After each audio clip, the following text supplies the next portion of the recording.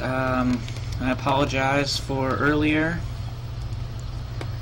My computer was having issues existing, so anyway, I should be a lot better now. And here we go, take two. In 3, 2, 1, go.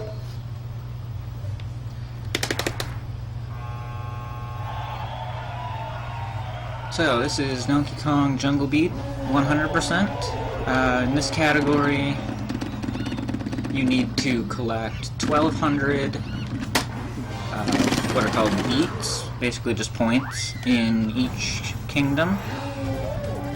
Doing that is the minimum required to get a platinum crest in each kingdom.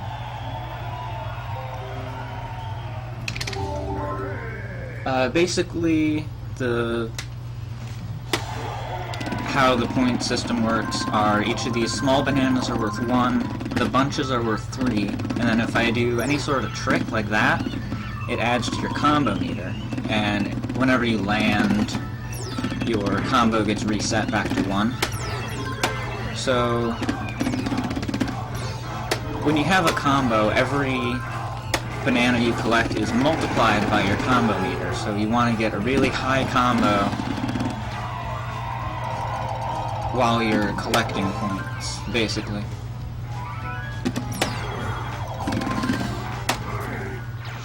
At the end of each level, there's this mini-game where you just mash, and it's not a direct count of how many times you mash, but you can basically think of it like that. The faster you mash, the more points you get.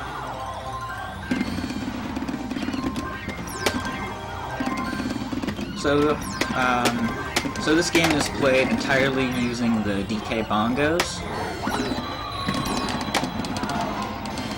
And despite having a really simple control scheme of just a left button, a right button, and clapping, the mechanics can actually be pretty in-depth with this game.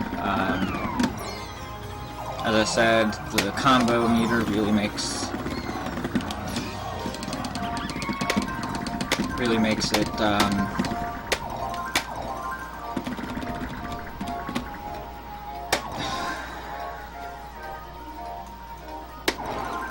sorry, I can't words right now.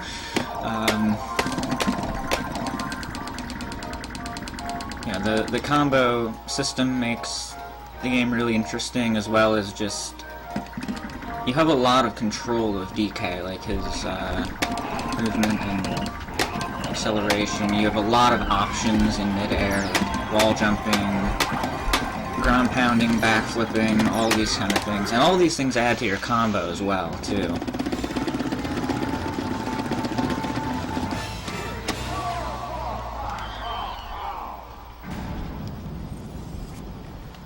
So that was the first... so this is the first boss here, Dread Kong. There's 4 types of bosses. We got these punch-out style fights, and we'll see 3 others as the run goes on. The game is sort of divided into 4 sections of 4 kingdoms, and in each section we see one of each of the bosses, and they get progressively harder as they go on. So each kingdom, as you can see, is separated into 2 levels plus a boss.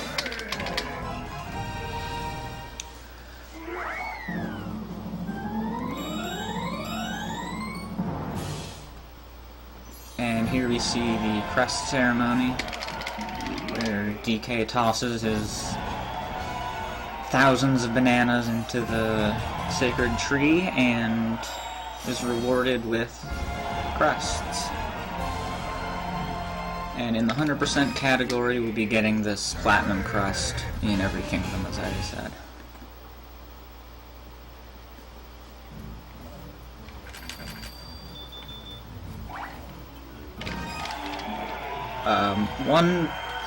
One great thing about this game that I really liked is even though it's, you know, a really simple control scheme. There's really, you can really tell there was a lot of love put into the development of this game. It's so interesting and unique. Each level is so different from all the others. Like, this is our first... there's only 2 levels like this in the game that are essentially just auto-scrollers.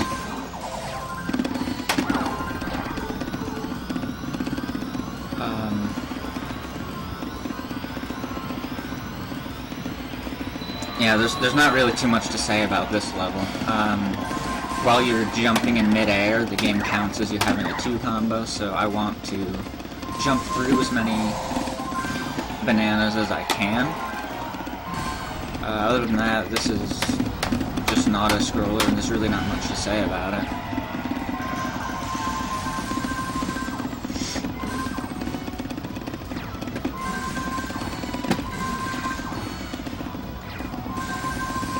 After the first world, you could say, is where the game really starts to pick up, in my opinion.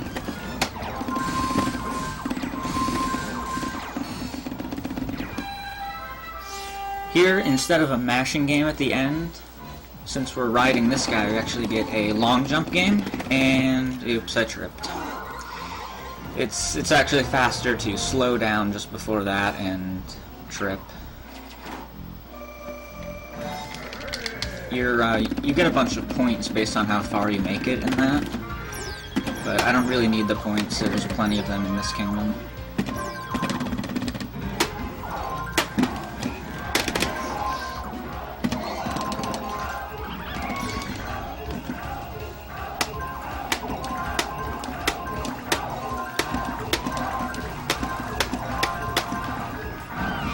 We see one of our first mini bosses where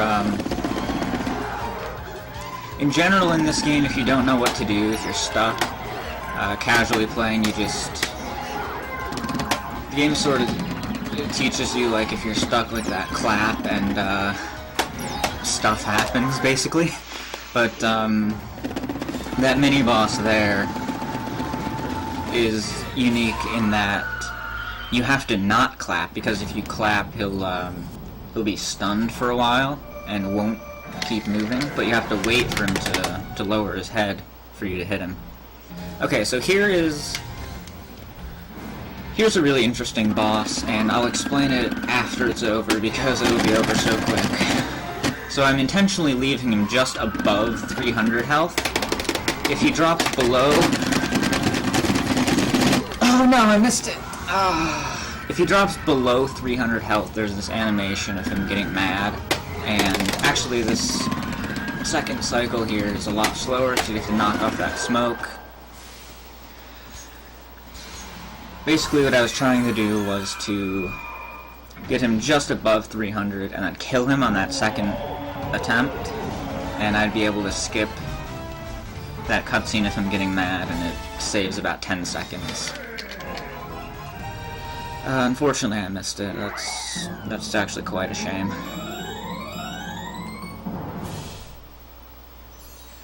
There are 2 other bosses in the game where I get a chance to do that on. That would be the second rock fight and the second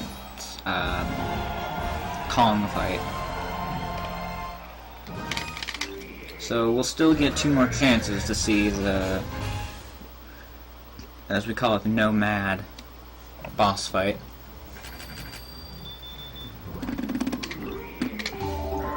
So in general, how the boss fights work, as I said, they get progressively harder, but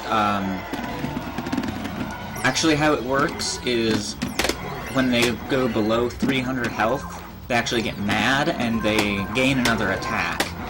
And the next boss fight starts exactly like the previous one was when it was mad.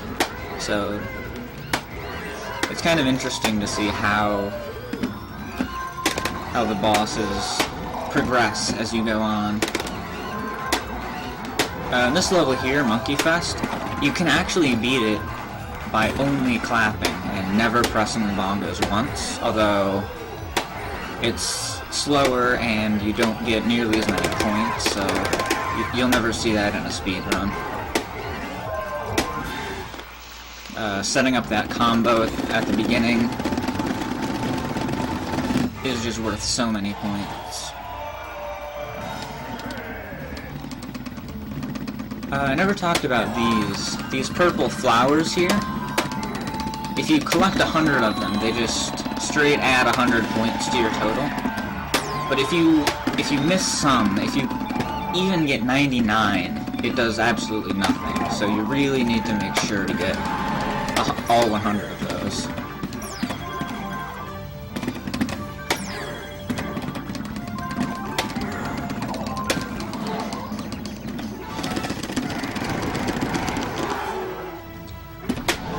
So, if you see me clapping to collect these bananas, what I'm doing, let me just get some of these. I'm a little bit worried about my points. So if you see me clapping, there's that green circle that expands, and then there's a red circle. The red circle represents how far DK can reach. And any bananas that are inside that are clap grabbed, and what that does is it's a quick way of collecting a bunch of bananas, but it also gives you bonus points for doing it as well. It is a little bit slower, like it does take time, maybe about half a second to clap grab a set of bananas. So whenever possible, I like to avoid clap grabbing, although it, as I said, it can vastly increase the amount of points that bananas are worth. So here is our first hog fight. And the gimmick with this fight is he throws coconuts at you, and you have to hit them back at him. The game does a great job of introducing this concept to you in a really, in a safe environment where there was the pig that tossed coconuts at you out of the tree, and then after you get comfortable with that and you know what you're supposed to do with them, they throw this boss fight at you, and now the coconuts are electrified, and you have to do it in a boss fight setting. There's just so many things about this game that just work so well.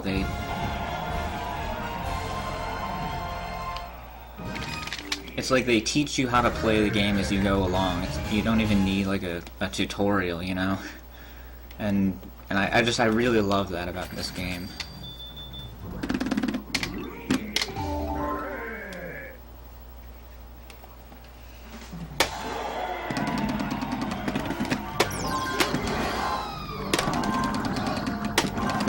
So this is one of my probably top 3 least favorite kingdoms. Compared to the others, there's a big issue with getting 1,200 points in this kingdom. Quickly, anyway. You'll see why when we get to the end of this kingdom.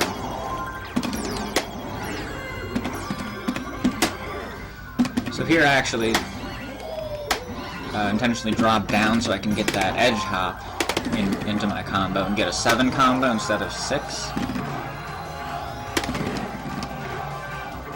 More games need bongos. Yes, please. I actually do run another DK spin-off game, DK King of Swing, for the GBA.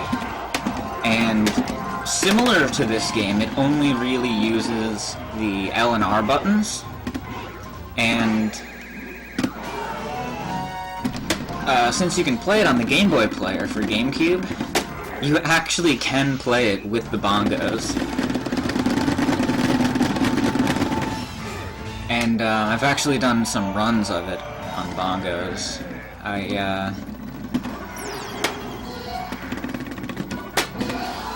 It's pretty fun. It's so weird that it works out so well that, like, another DK game, another DK spin-off works just as well with the bongos.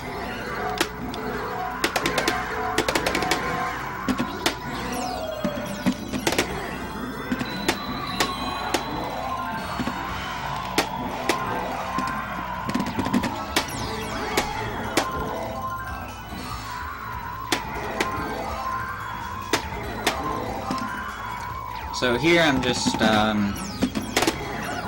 you know, getting a big combo every time the big jump. Really messing that up. But that's okay. And you'll see why at the end of this kingdom. Now I'm expecting to have a lot more points at this point in the kingdom, but, not a ton more. Be good.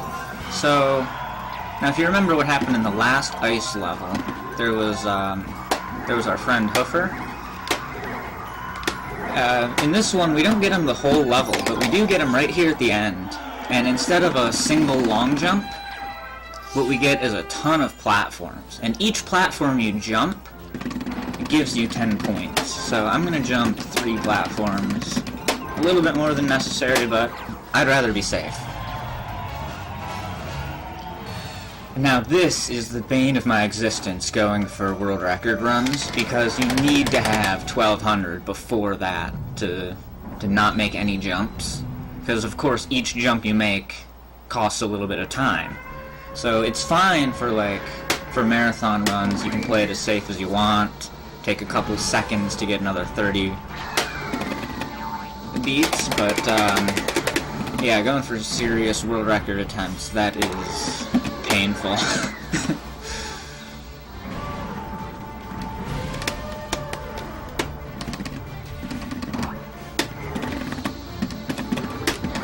So this is our 4th type of boss fight, Turret Tusk. And as you can see, how it works is you gotta throw pineapples into his trunk and then throw them into his exposed heart. Now, if you pay close attention, as soon as the 5th one goes into his heart, they explode immediately.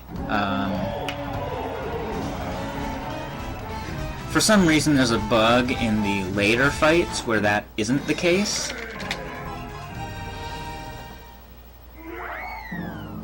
And,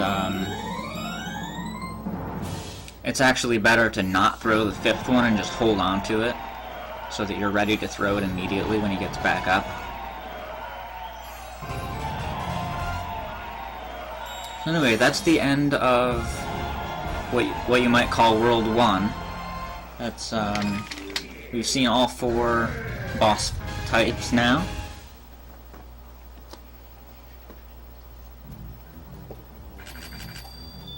And now we get 4 new kingdoms.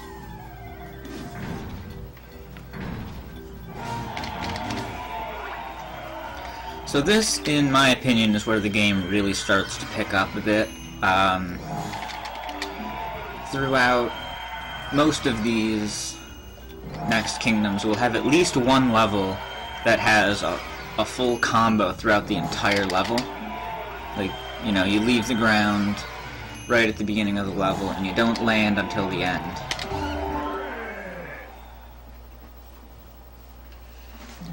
So in these levels, you really want to take a few seconds to build up a good combo right at the beginning, because you'll have that combo throughout the whole level. And now I could have a 2 combo here if I wanted to just get on this Helibird as quick as possible. But of course, taking those couple seconds to build it up to an 8 combo is like triples the amount of points you get.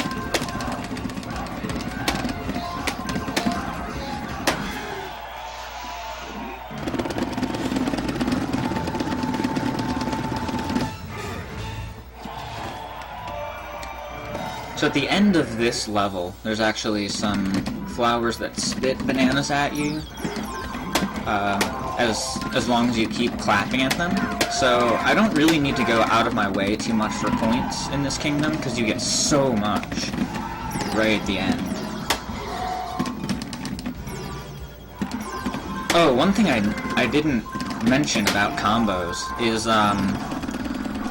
so when you land from a combo, you lose your combo number, as I said, but you also collect your points from the combo then. So like, if you get hit by an enemy during a combo, you lose everything you've got throughout the entire combo. So these guys right here, I am trying to get as much as I can out of them, and that's plenty. Perfect.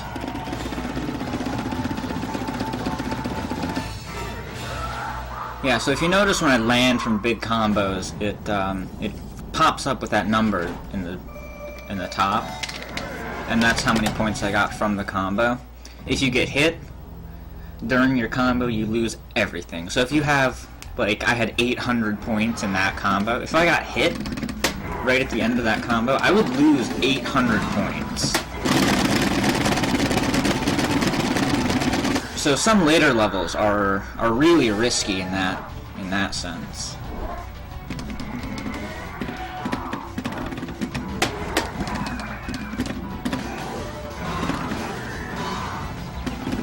So with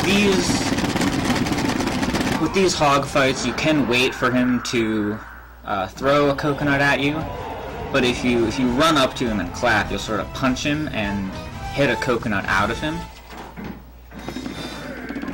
And doing that is basically just a way of speeding up the fight a little bit.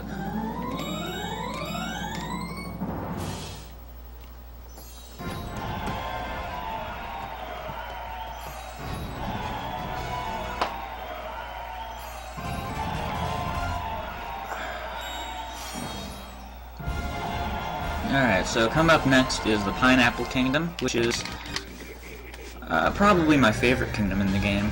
It's got two really good full level combo levels. Starting off with Rumble Falls, which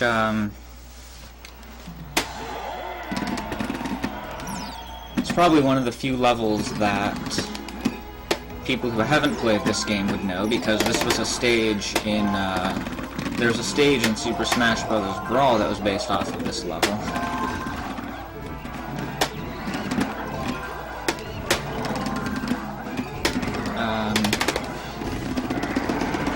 So I started this level, like usual, with the backflip and a ground pound to add on to my combo meter. So this bubble here, if you accidentally clap while in this bubble, it'll pop and you'll fall to the ground. I've actually lost quite a few runs to the clap sensor going off accidentally. It's a real shame when that happens. Luckily, there's only 2 of those bubbles in the entire game, so... So here's Pristine Sea, our first underwater level. Underwater controls in this game, you know, I'll praise this game for everything it does right. I love almost everything about this game. The underwater controls are horrible. There's only 2 buttons, so there's not really much you can do, but it is very, very difficult to go fast underwater. Basically, pressing right makes you go right and down, and pressing left makes you go left and down. So alternating them makes you go straight down, like this. If you hold both, you actually do like a breaststroke straight upwards, but that's hardly ever used because that's incredibly slow. But But yeah, if you want to go horizontally underwater, it is... You have no other option than to do it slowly.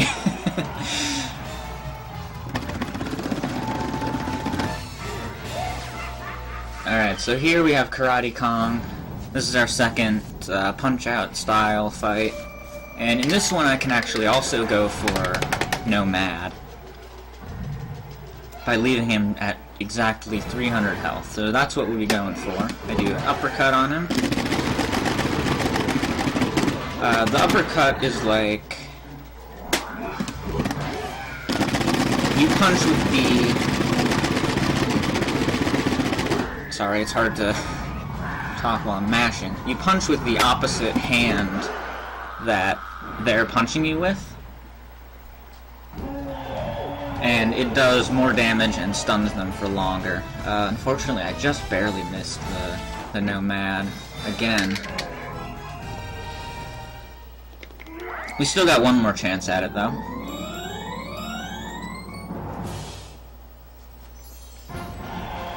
And we'll actually see that in the next kingdom.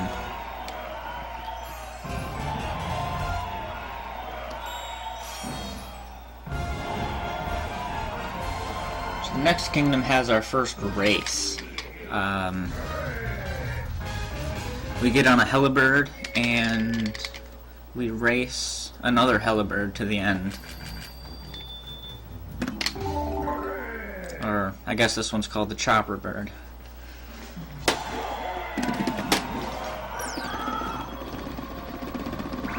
So, this first level is really straightforward. You just race this guy to the end. If you win, you get 300 points. If you lose, you get nothing. But, as this is our first race, they made it really easy. I could probably lose like 20 seconds on the race and still beat him. In fact, I did that in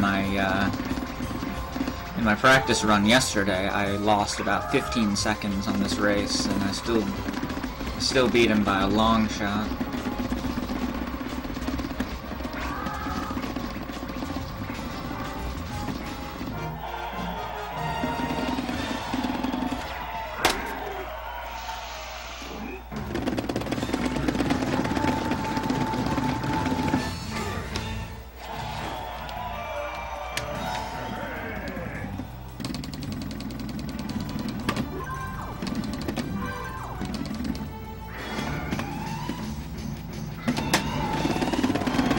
So after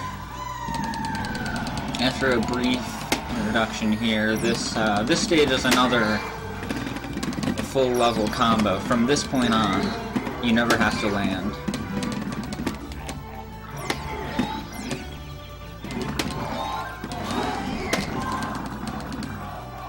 Hey, 69.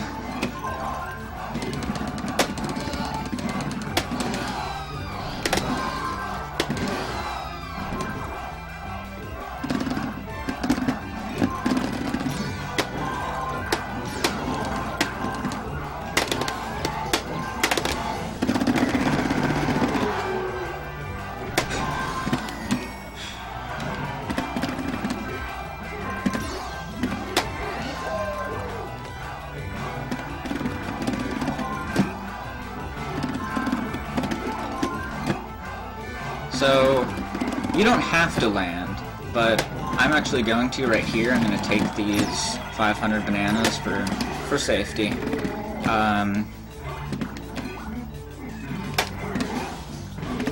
It hasn't happened in, years really, but it is possible to get hit by a red spike ball that this guy throws at you. And if you get hit during a combo, you lose everything. So it's... For marathon safety, it's worth it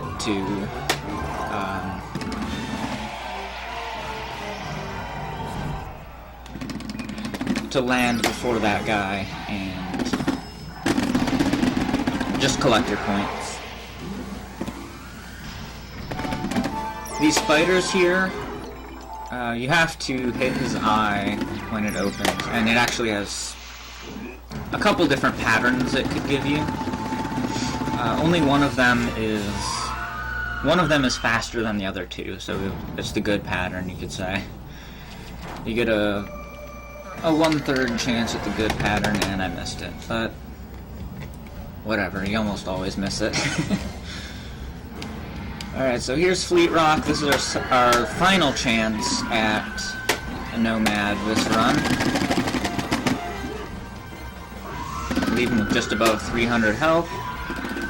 And... good. Okay. Ugh. It's such a shame. Nomad on the other two, it's not as it's not as hard as I made it seem. I promise. I promise I'm good at this game, guys.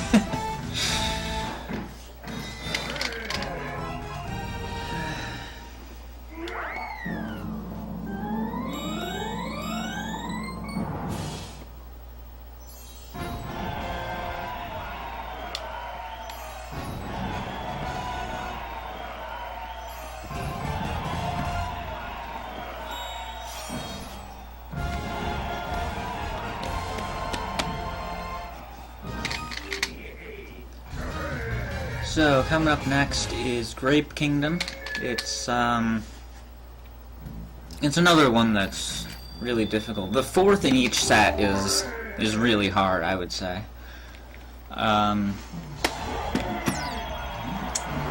Again, the difficulty with this one is getting 1200 by the end.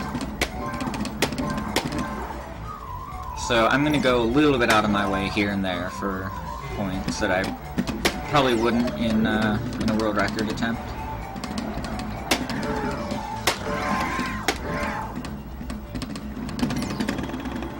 Gotta make sure to get that wall jump there for extra combo.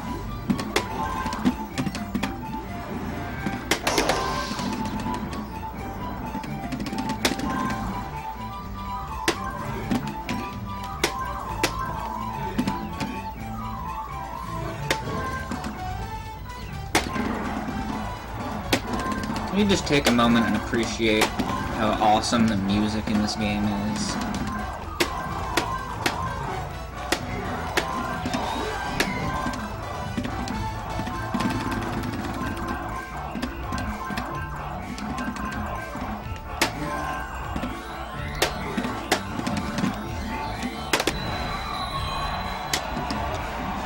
So yeah, every time you see a set of flowers, you need to collect 100 of them, but most of the time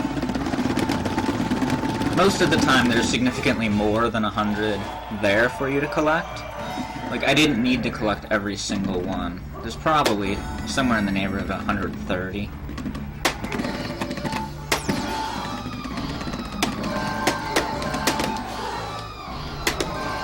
This part is the most annoying part, probably the most annoying part of the run, the entire game, to optimize points for.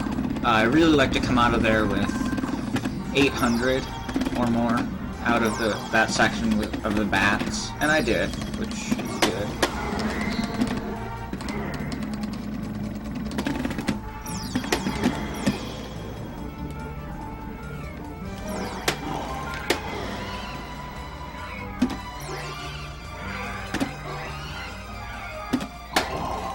So these monkey chains up here, you can actually skip if you jump off of them with the right timing. You can skip 2 cycles worth of them. Just gonna wait here on those guys, because I really want to be safe with the amount of points I get. I should be good, but again, for a marathon run, I really want to be safe.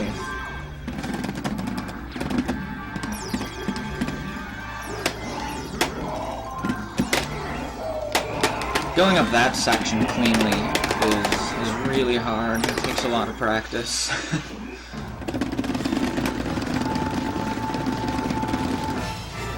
Alright, so here we go on our second Tusk fight. And the rules of this one are pretty much identical to the first, just with a slightly different map layout.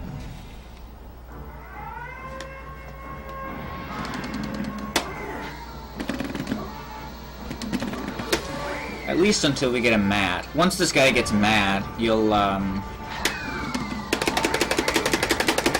see him learn some new moves.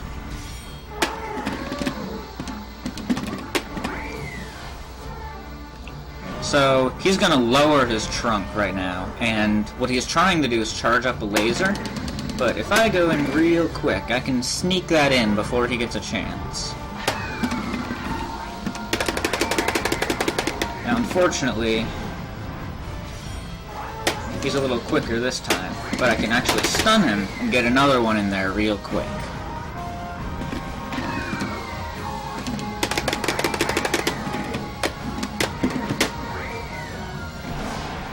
Fumbled a little bit with that 5th pineapple, but overall really solid fight.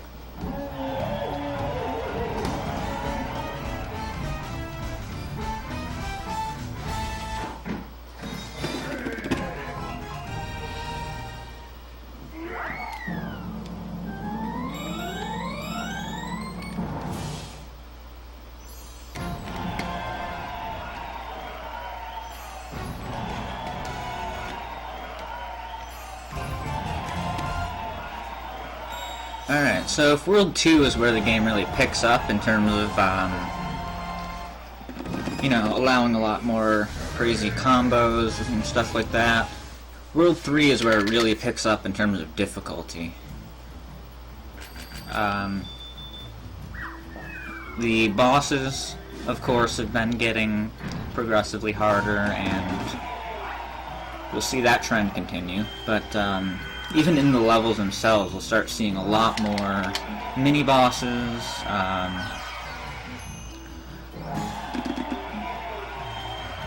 We'll even see... I forgot what I was even going to say there. Durian Kingdom. We'll see that one in a little bit later, but that one is the hardest kingdom in the game.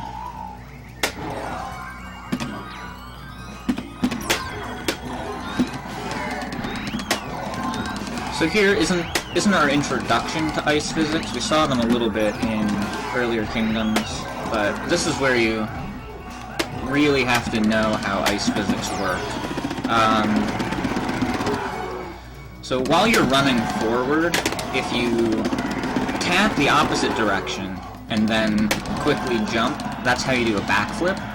But while you're on ice, if you do that, it actually it does a forward spin jump.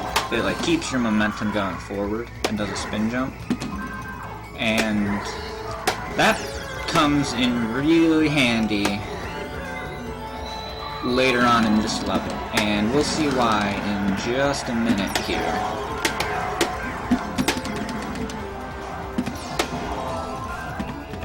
So what I did right there is ground pounding into the water. It actually does a different animation of DK diving instead of doing a ground pound. And you can actually cancel that animation by clapping, and it'll turn into just falling, saving a little bit of time getting into the water there. So I charge up a spin jump and do it with just the right timing, and I can actually skip killing that second one going all the way around, and that probably saves a good 30 seconds.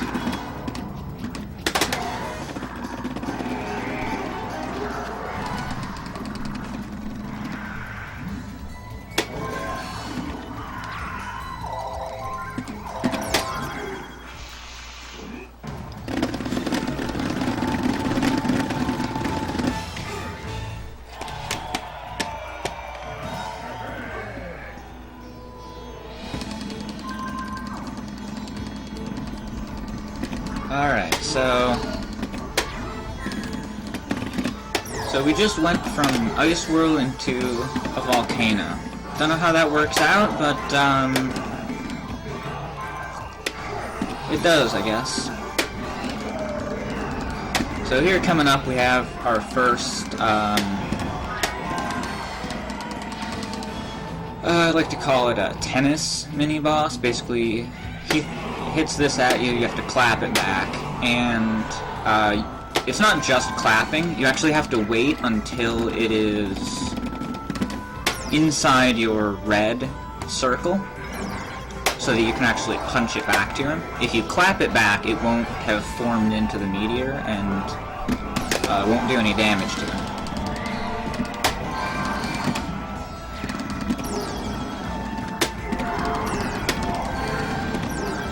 And here we have another new mini-boss.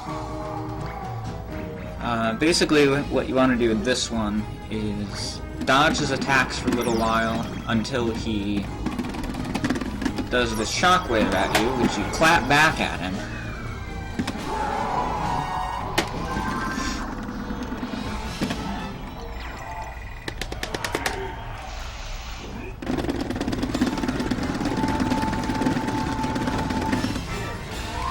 If you have the bongos, you owe it to yourself to play this game. This game is amazing, and it's the reason the bongos exist.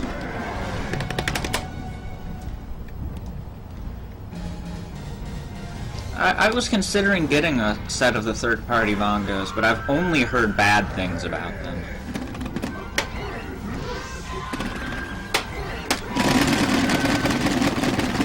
Alright, so here's our third rock fight. You know, same as the first two basically. He's got a few more attacks, but this one now takes 5 damage per hit. The previous rock fights took 10 damage per hit. They're the only boss in the entire game that does that. But now they start taking 5 per hit, so they take 3 cycles. Hey, CMM! Yes, Jungle Beat is awesome.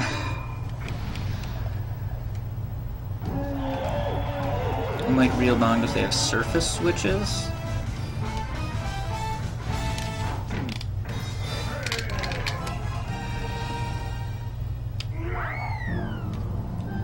Yeah, so little known fact, inside the bongos, inside each bongo, there's actually 2 buttons in each one.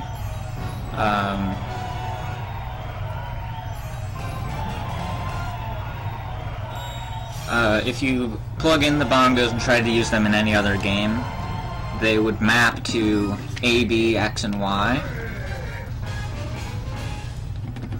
So if there's any GameCube game that only uses A, B, X, and Y, or GBA games that only use A, B, L, and R, which, as I mentioned earlier, DK King of Swing, prime example, you can play them using just the bongos.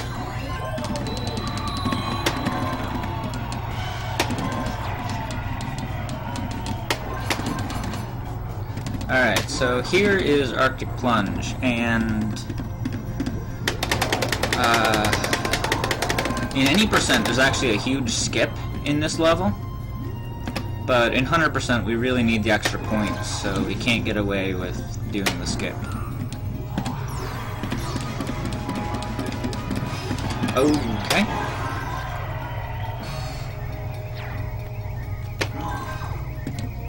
Yes, please. Jungle Beat is so underrated. So is King of Swing. Like, I hear... sorry.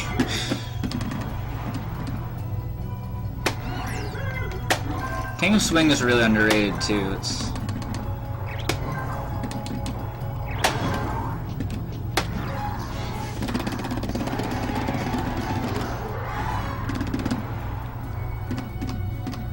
That's a really fun game that I also speedrun as well.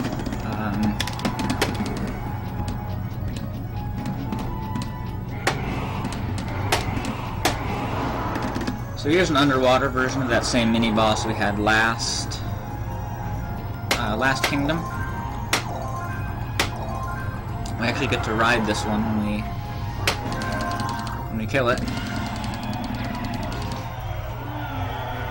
people were sour it wasn't a traditional Donkey Kong game. Yeah, but this one is fairly... I mean, clearly it's not exactly like Donkey Kong Country, but...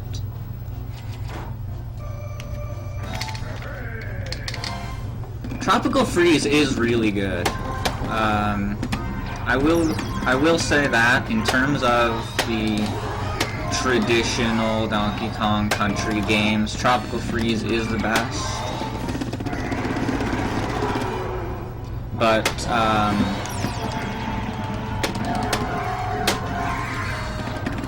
again, nothing's gonna top Jungle Beat for me.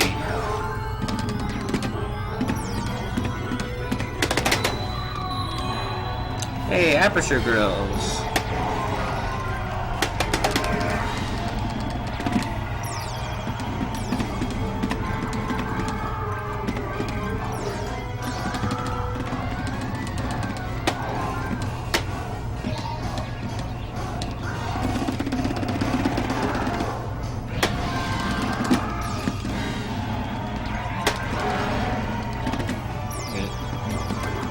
Sorry, I'm I've played this game so many times, I just go on autopilot sometimes. I just play and don't know what to talk about or anything. So sorry if my commentary is a little lacking at times.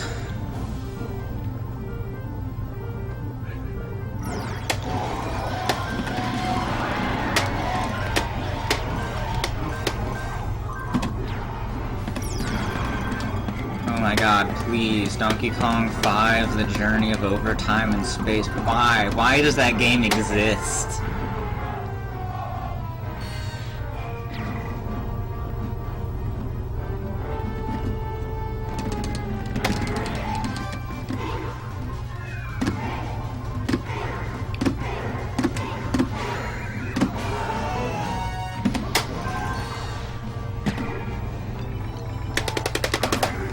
Hey, CMM.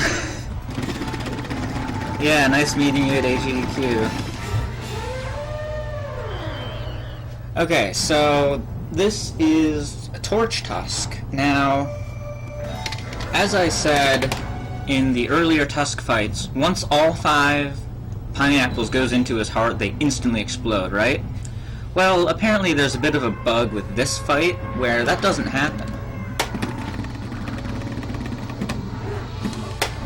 That doesn't happen. It takes exactly as long for them to blow up, whether you have 1, 2, 3, 4, or 5. So, it's not worth it to throw this 5th one in yet. Instead, I hold on to it and I'm just ready to toss it right away.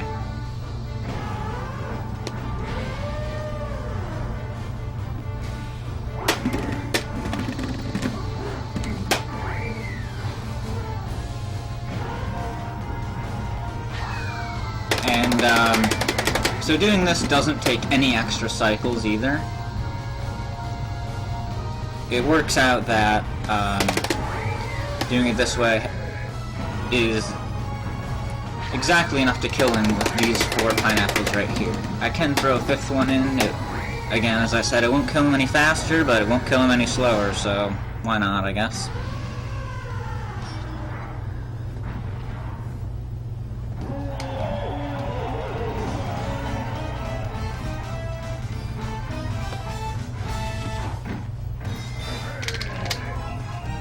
Yeah, so I find it really interesting that these first 2 kingdoms are like ice level, fire level in the same kingdom. Next kingdom, ice level, fire level. Like, why do they do that? Why is ice right next to fire twice in a row? But, whatever.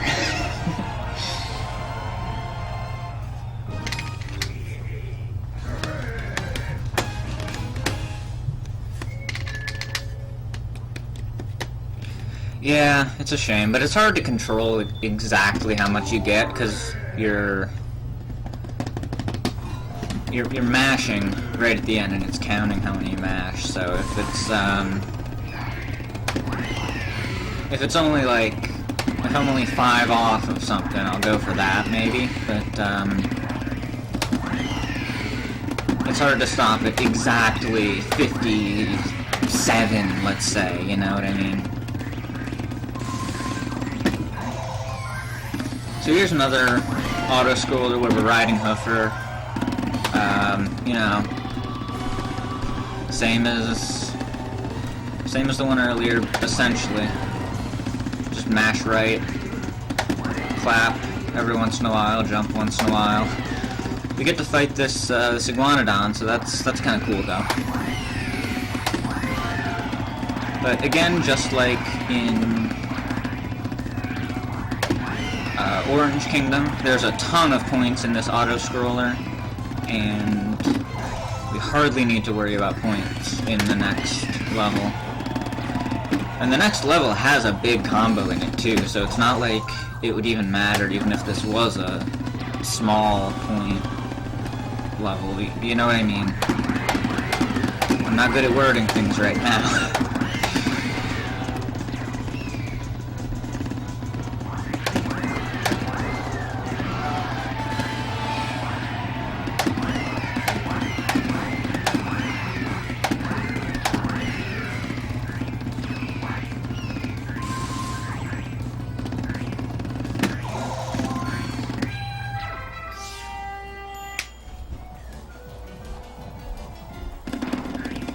Again, we got another long jump, and again, we're gonna trip and fall.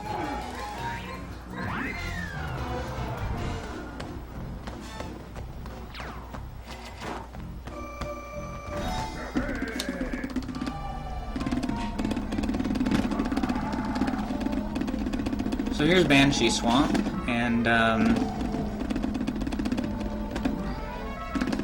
this one's not a full level combo, but it does have a pretty big combo in it.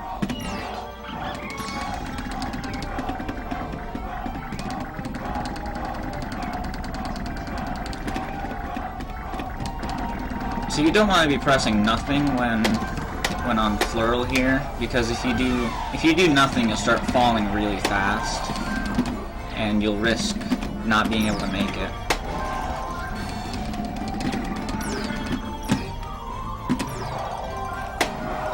So here's the start of our big combo. Now we're not going to land again until very late in the level.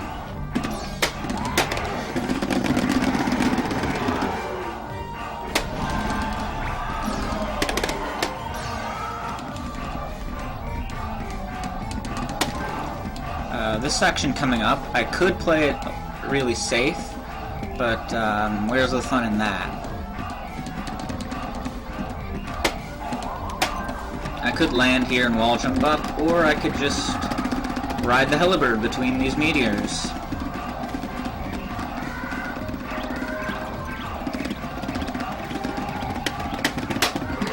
It actually is better for points if you're going for a score attack, and it's better for time, so there's really no reason not to do that.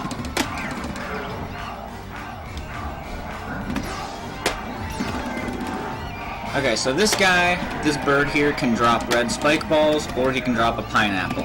And we need him to drop a pineapple because that's what we used to hit him with. I've had this take as many as 10 spike balls before getting a pineapple. That was pretty bad luck, honestly. What was that, like 4 spike balls? 5?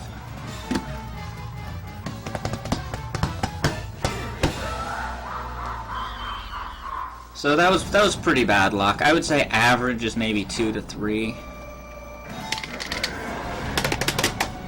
Okay, so this boss fight is one of the few that I actually manipulate his AI. If you run at him right away, he will jump up to the higher rock, but if I stand still for half a second, he jumps up to this platform, where I can hit him right away.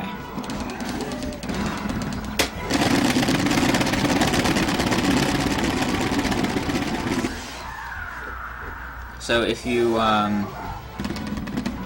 don't do that, this fight is quite a bit slower.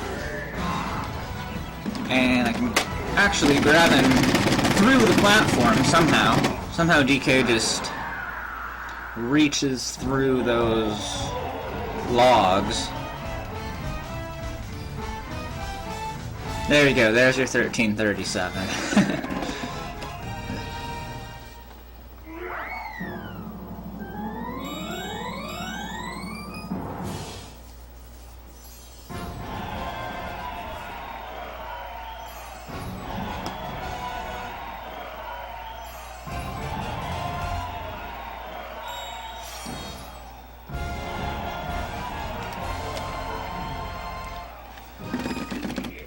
Alright, next up is Durian Kingdom. This is both one of the hardest levels and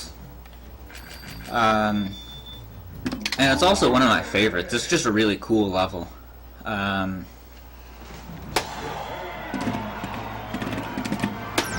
But certain parts of this can be really difficult, so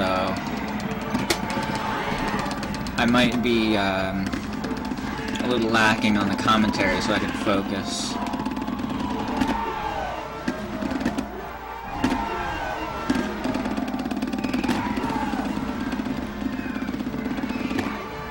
This opening part is basically just run, forward, dodge stuff, but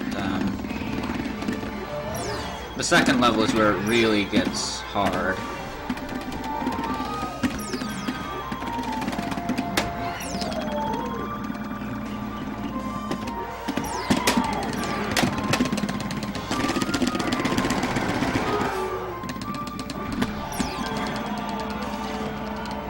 Yeah, this first level you just run through. You get those points in the beginning, but besides that, you don't worry about points at all in this first level. You just take a minute to appreciate this music, too.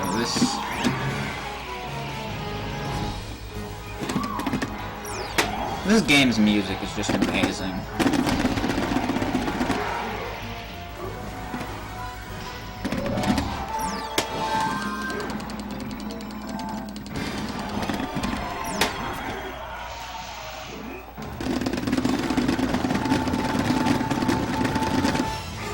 Hey, 69.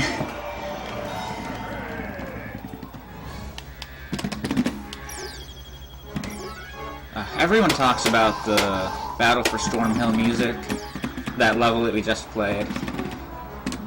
But for me, this is the one that's so good.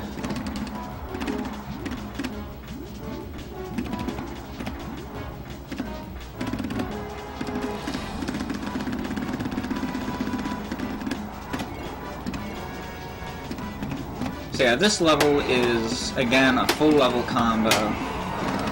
Will not be landing throughout the entire level.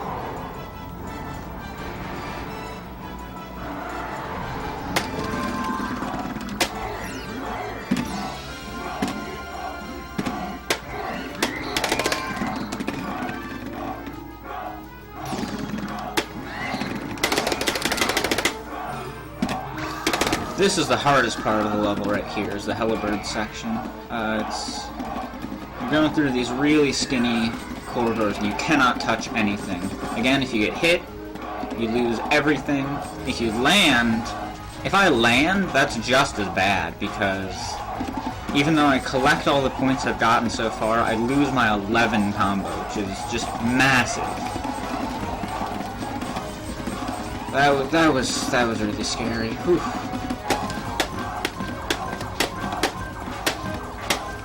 Once we get past this corridor right here, the hard part is over. Okay. Now we should be safe.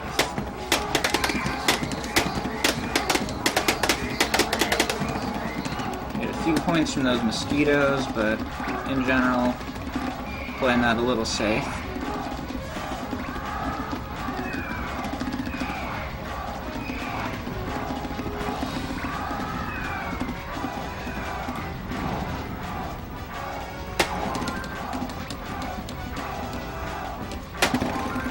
Alright, and we're good.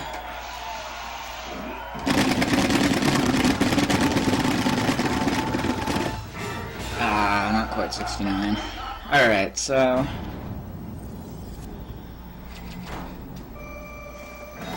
next up is our good friend Ninja Kong.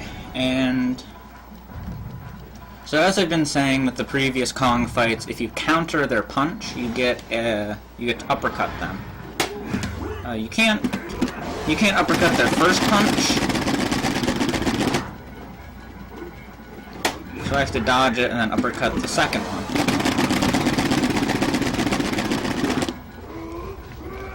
Now in this third cycle, he does an extra hit, and you get to do the Shoryu Kong.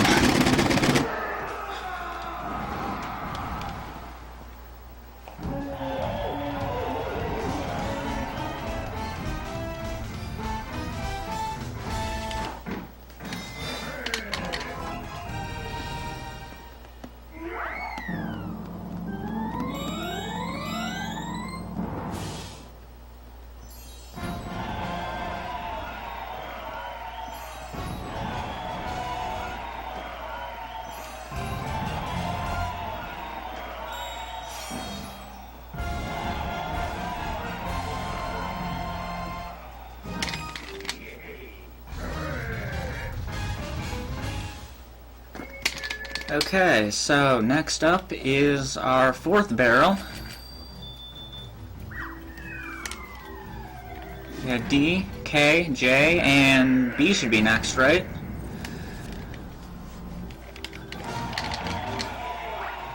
Nope, I guess there's no B barrel. We're just we're going on to the moon.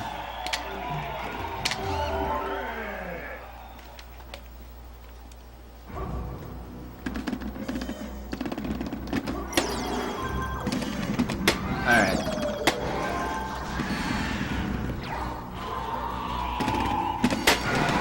Ooh, okay, that's unfortunate. Yeah, so this is versus Cactus King, which is the first final boss of the game. This actually shows up before the B barrel for some reason.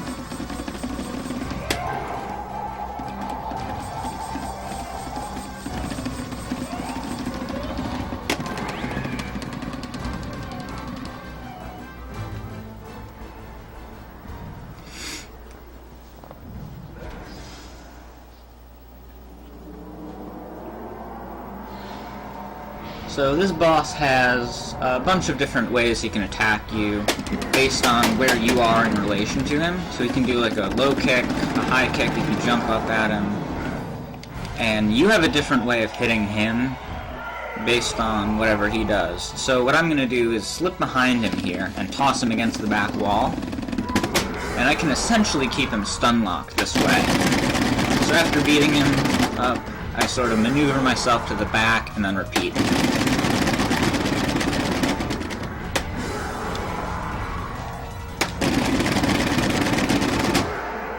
Alright, and that was the first final boss.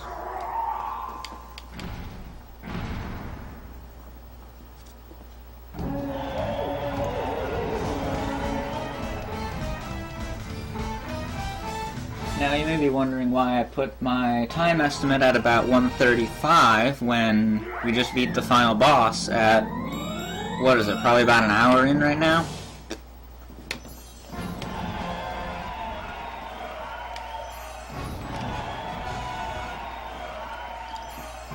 Well, unfortunately, they throw Cactus King at you here after the first 3 barrels, and then we actually have to sit through the entire credits here before we unlock the last 4 kingdoms. So we get a nice 3-minute break here if you want to get up, go pee, grab some more water, whatever you want to do for the next 3 minutes, or just sit back and enjoy the credits music. Credits is about 3 minutes long.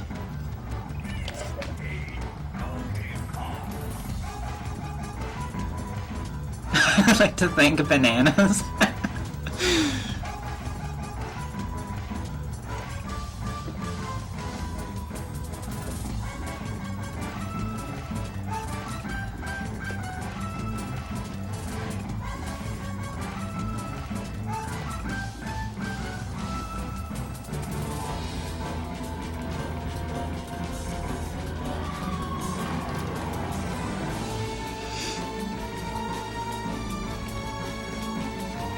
Yeah, it does feel a bit arcadey, because, like, casually playing this game is all about score attack, you know, and that's...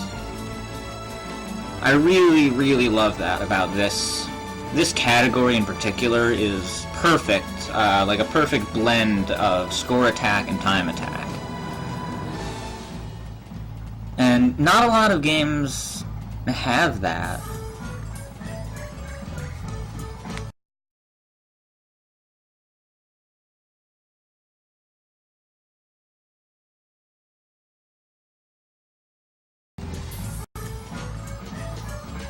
And that's one thing I really love about running 100% of this game.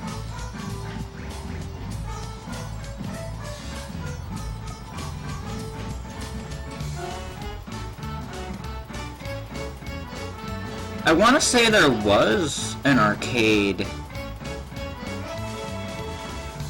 something that was Jungle Beat related, like was it like Donkey Kong Banana Kingdom or something?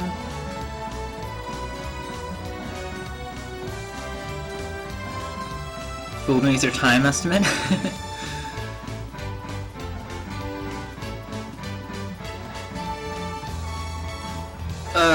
I have not played the Wii version, but I have seen playthroughs of it many times, and it looks horrible. I do not want to play that game. I don't want to think about it existing, honestly.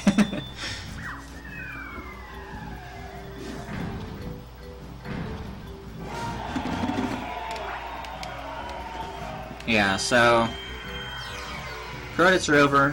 Hope you're ready for some more gameplay. Banana Kingdom was on arcade in Japan. Yeah, I thought so.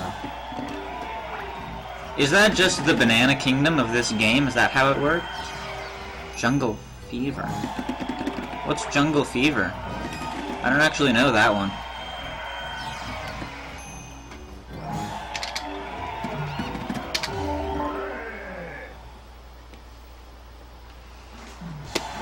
Okay, so the later kingdoms here almost all have a race. So this first one is an underwater race.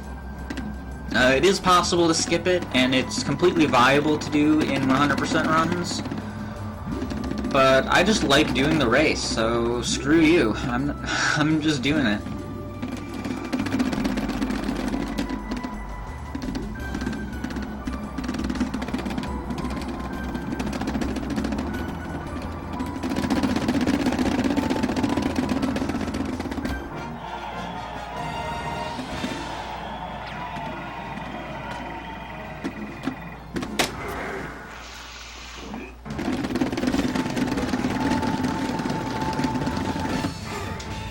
So our first level was a race with basically a preset number of bananas you get from it.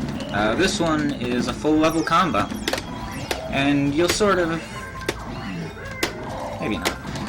That's sort of a theme throughout this world, is that the first one is a race, and... I don't know what I'm talking about. That's actually not how it goes at all.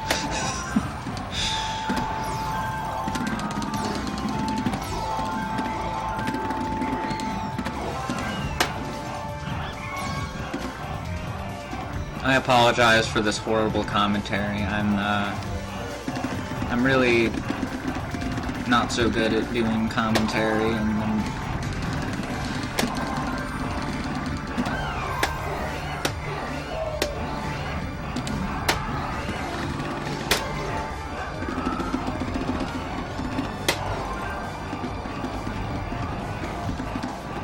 maneuvering through these gears, especially trying to slip through here to save a little bit of time.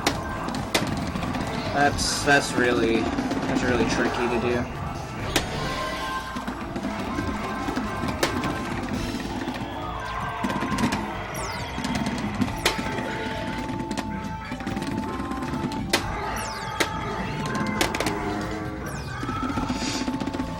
So there is a way to click through these clock hands here.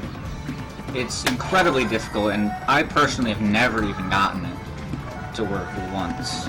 So the fastest way to do it is to actually just sit here and wait for them to pass you. What you're supposed to do is stay inside them and wait for them to make the full revolution.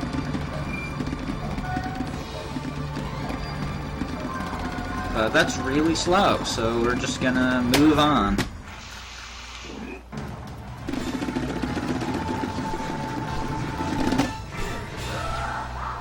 I tried. I tried for another 1337, but it was a little bit off. Okay, so this boss is a little tricky. I tried to manipulate him to jump straight in front of me, and I got it. Nice. The other possibility is he jumps to the very highest platform, which would be very unfortunate, but oh, he was supposed to jump straight at me there. So, not a perfect fight, but oh my god. He is just warping all over the place. No! Oh man, this fight is going horrible. No! Oh my god. I'm sorry.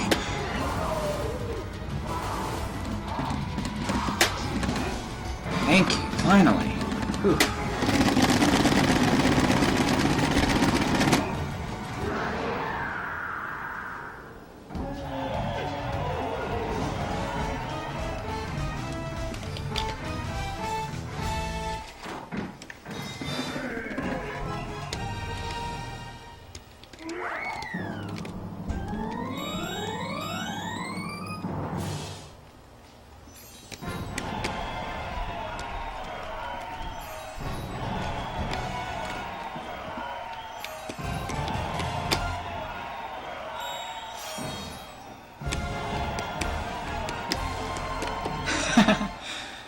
Thanks, CMM.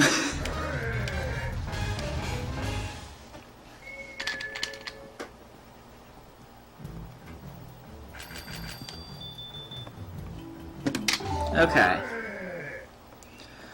Next kingdom.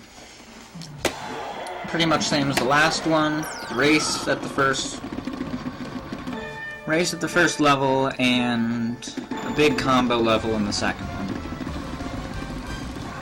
So, even though this is Helibird Dash, it's faster in many places to get off the Helibird and run to the next one.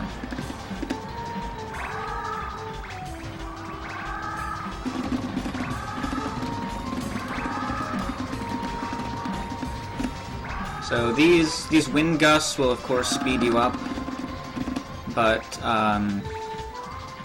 if you start flapping, then the effects of the wind will stop. So you want to wait until you're at your regular speed before you start flapping again, if the wind is pushing you up. I am not going to be going to SGDQ. It's too far away for me, and I'll be going to AGDQ though in next January.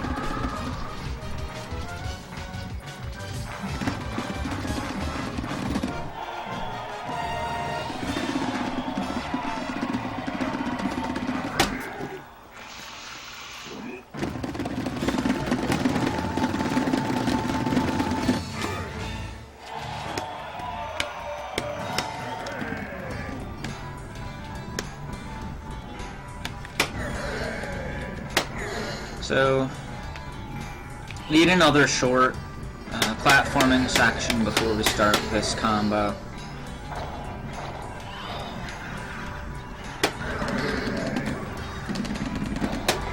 Oh sweet, maybe I'll run into you at AGDQ again then.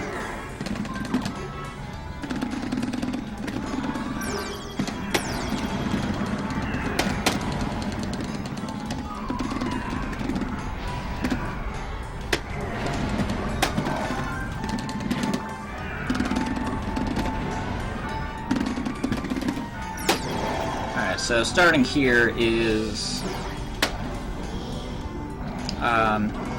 the start of this combo.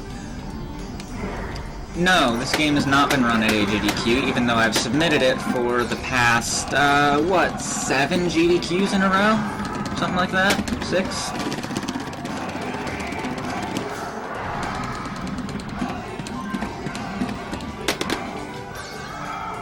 It was in the mystery tournament, which is just another slap in the face.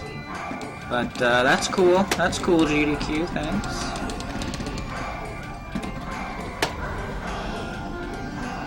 Reject my run. Literally have a weird controller block in that marathon and have it in the mystery tournament, but reject my run. That's cool.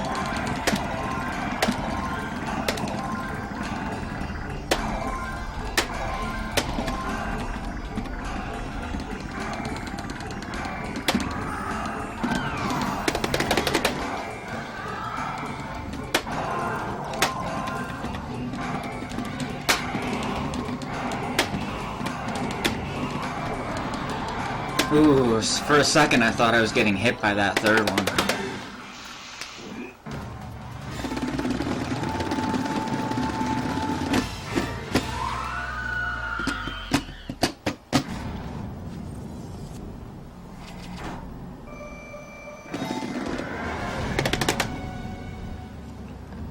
Alright, so despite being the 4th rock fight, I find this one actually easier than the last one just because there's so many movement options with these monkey bushes. You're really free to go just about anywhere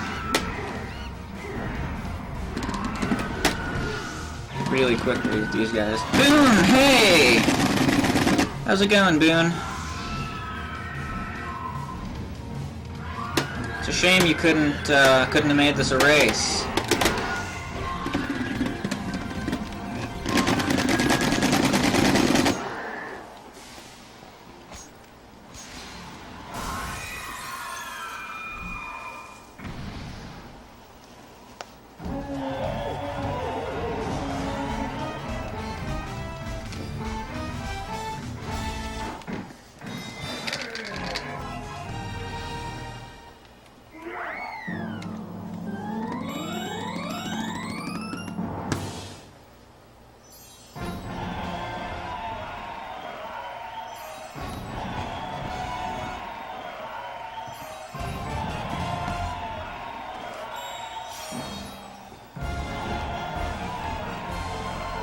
Thank you.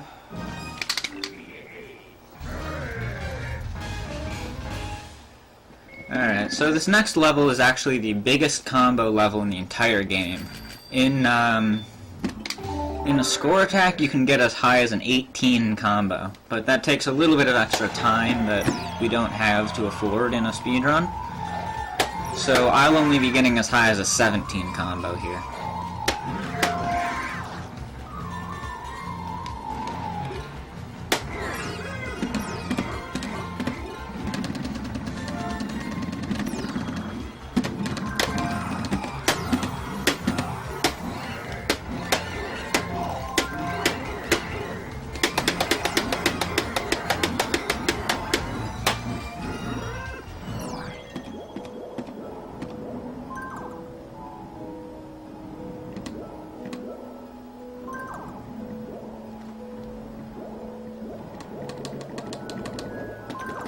Yeah, unfortunately I had higher than 1337 before the minigame, so I just went as high as I could.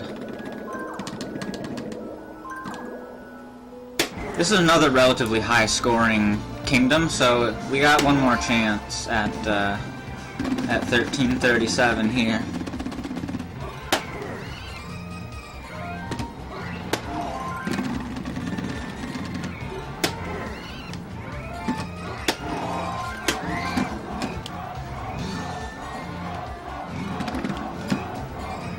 So for anyone watching who is interested in speedruns of this game, or any other DK spin-off game, we do have a DK spin-off speedrunning Discord. If anyone's interested.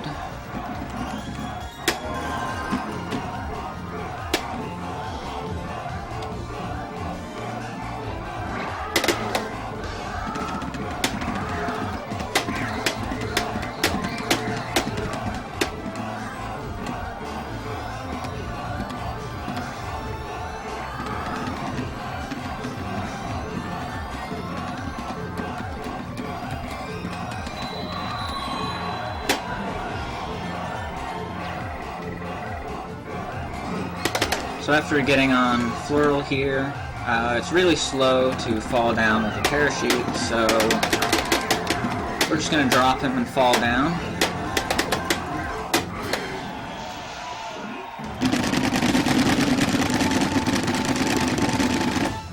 Hey, 69!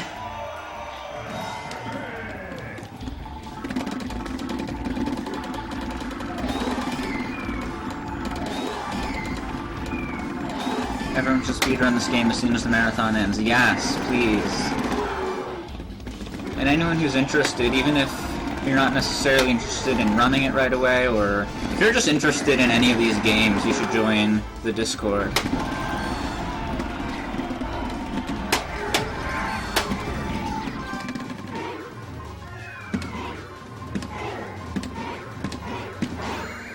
We're a pretty small community, but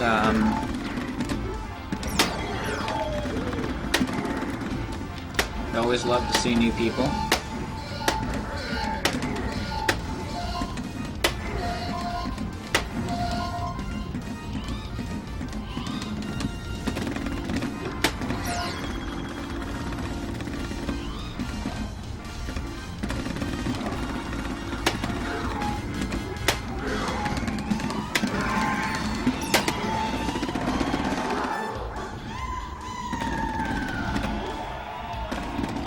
So this level here is basically just a giant gauntlet fighting all the mini-bosses in the game. They did leave out a couple of them, but for the most part, the vast majority of the mini-bosses in this game are in this level. These guys are super annoying because it's RNG what they throw at you, and you need 3 coconuts. Again, the one on the right doesn't matter at all, you only have to kill the one on the left to move on. Except this time it's intentional.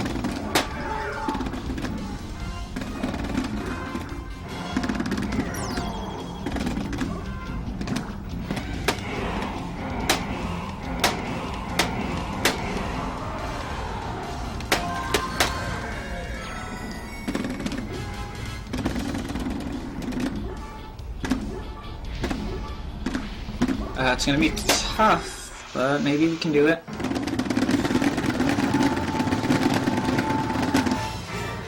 One off. Damn it! I tried, guys, I tried.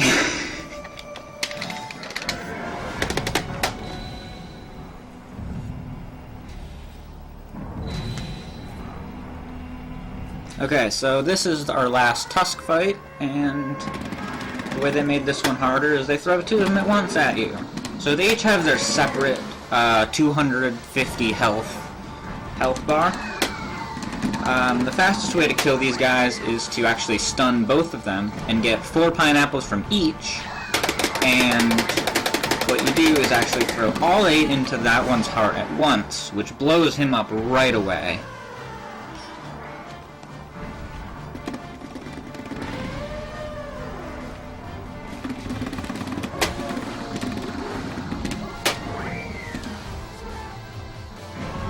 And it's a bit tricky at first when you're learning this strat, but if you get that first part down, the rest of this fight is really simple.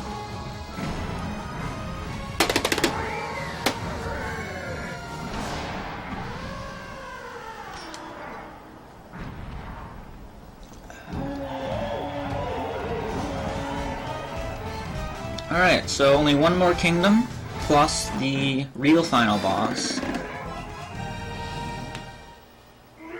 So this last kingdom, just like the previous 2, it starts with a race, but we're actually going to skip this one, and this involves a glitch, which is used much more prevalently in the any % runs. It could be used more in 100% than I did in this run, but I just, again, wanted to play it a little bit safer. Essentially, what you do is you blow into the microphone and have it register a clap on every frame, and for some reason, if you do that while sliding up a wall, it massively increases your speed. So, So much that you go all the way back here. And this is like really late in the race now. This saves about 40 seconds.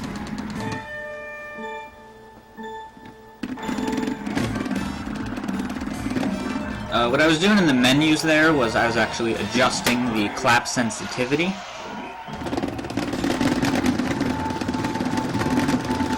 To make sure that I don't drop any claps during that section there.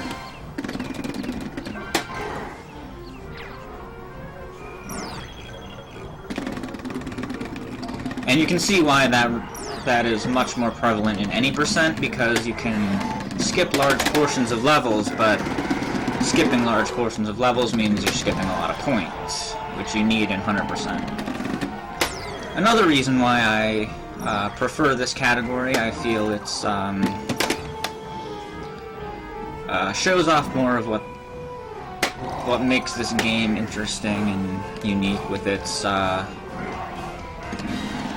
score attack system. And just score attacking in this game is really fun, I think.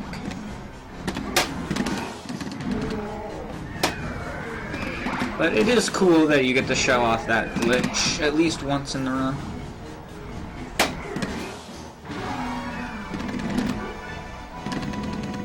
Unfortunately, Ninja Rally is my favorite race, and it's kind of a shame that skipping it saves so much time.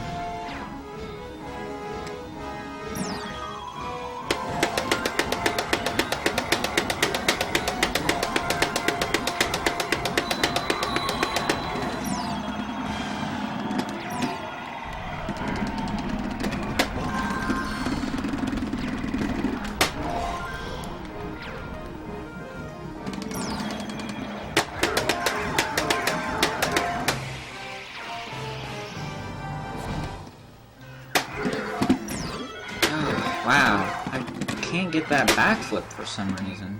I messed that up in my practice run yesterday, too.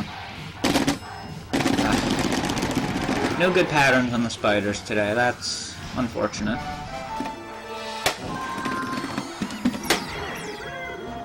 So coming up here, in this next asteroid that we go into, if you slide up the wall in just the right way, you can actually get up here and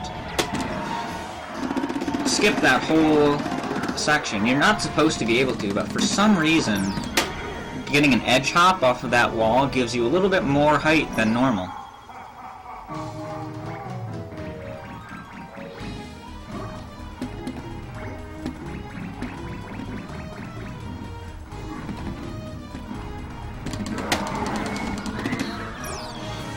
So I'm a little bit low on points here.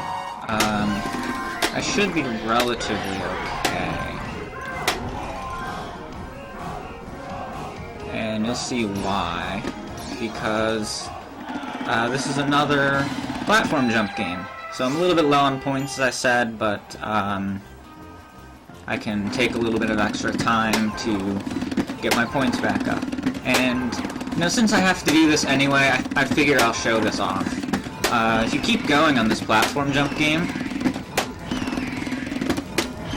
I'm going way longer than I need to, but that's fine because,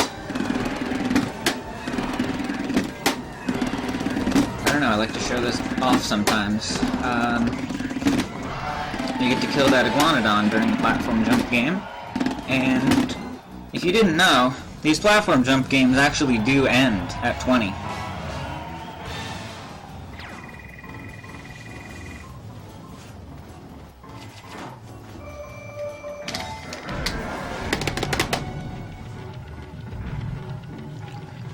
So unlike every other Kong fight, you actually have to block the first one of these guys' punches, and then dodge the next one. You can't uppercut him, and if you try to dodge immediately,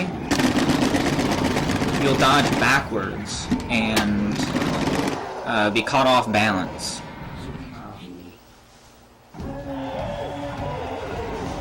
Yeah. I was really surprised when I first found out that they end.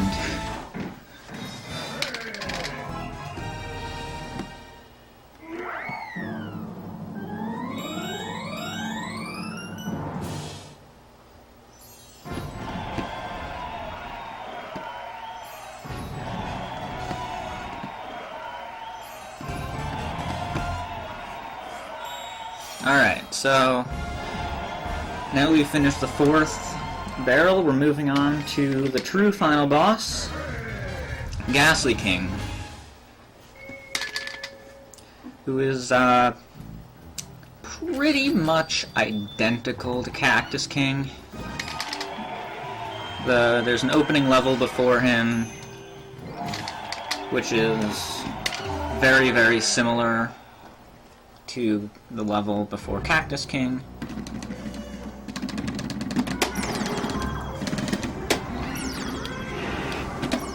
And the fight itself is pretty much identical to Cactus King. He does get a few more moves, but we don't really get to see them because I'll kill him too fast.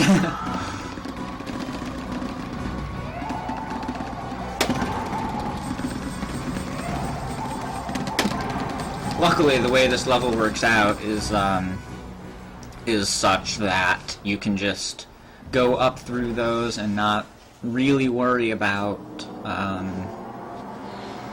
getting hit. Alright, so time's coming up soon. Time ends as soon as I get the final hit on Ghastly King. So that should be coming up in about 30 seconds or so.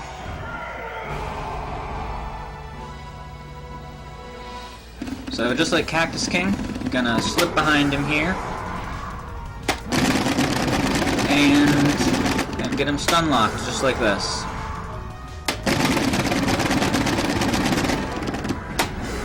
And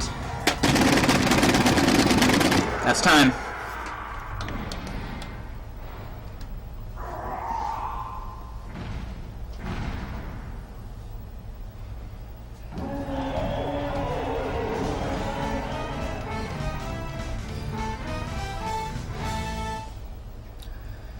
So after defeating Ghastly King and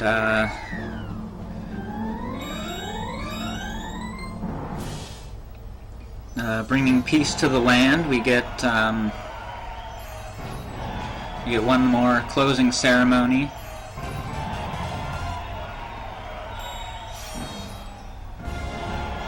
$132.32. Not terrible. I'll take that for a marathon run.